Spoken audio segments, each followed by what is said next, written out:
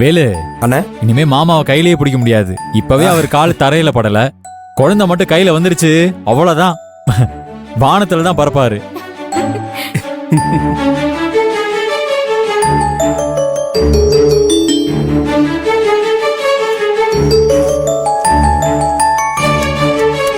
இதுல tablet tonic எல்லாம் எழுதிருக்கேன். எல்லாத்தையும் கரெக்ட் டைம். சரிங்க டாக்டர். Thank you doctor. அம்மா ஒரு 10 days கழிச்சு மறுபடியும் செக்அப்க்கு கூட்டிட்டு வாங்க. போயிட்டு வரேன் டாக்டர். போயிட்டு வாங்க. ஆமா.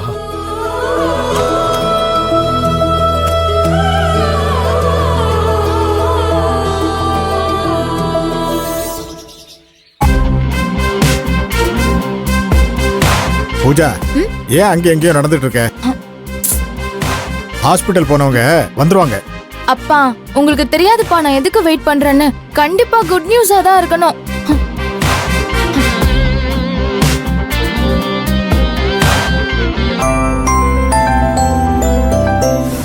ஏண்டி கீர்த்தி, இந்த சின்ன வாண்டி ஏதோ குட்டி போட்ட பூனை மாதிரி அங்கேயும் இங்கேயும் சுத்திக்கிட்டு இருக்கறா.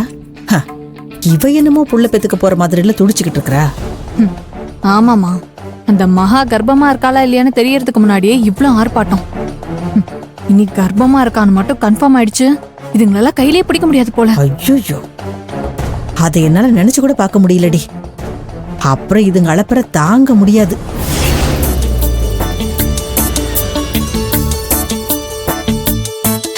அப்பா வந்துட்டாங்கன்னு நினைக்கிறேன்.